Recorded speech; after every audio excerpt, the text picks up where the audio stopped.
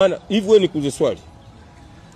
Unawezaje kuwa na image ile bank kubwa, taasisi kubwa yenye heshima, au yote ikakuambia wewe uwe brand ambassador? Sio na brand zake anazozitangaza.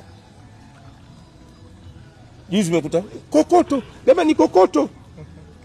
Analipwa 200,000 300,000. Wewe unaishi kwa mke anayelipwa ifaya khe, sitaki kumtaja lakini sio sawa. Kila siku tunuzia huyu. Mara juzi mnasema mbona Baba Levo kamdhalilisha mke mmoja. Nani alomwanza? Sasa Baba Levo tofauti na Haji.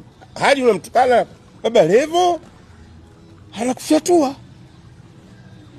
Na ni kweli alichokisema, sio uongo, ni kweli. Aonyeshe bwana. Nao akijaribu kuweka hati ya uongo, ile nyumba alosema bilioni 1.3 ilokakaa kipande cha chocolate, akitoa hati ya uongo jela ujue.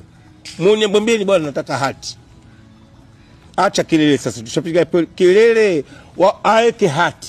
Si hatuna nyumba, si hatuna chote, ni malofa tu. Wewe yako kwanza.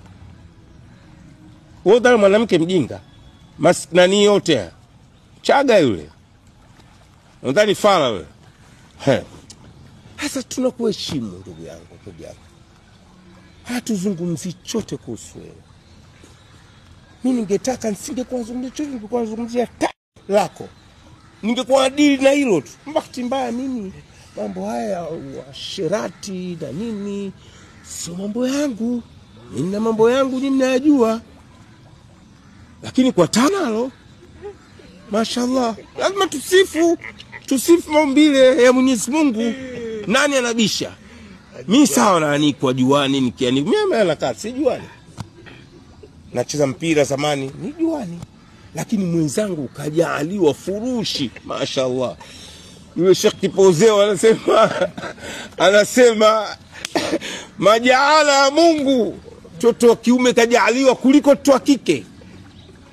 Alafu unamtukana Haji Manara. Jamani.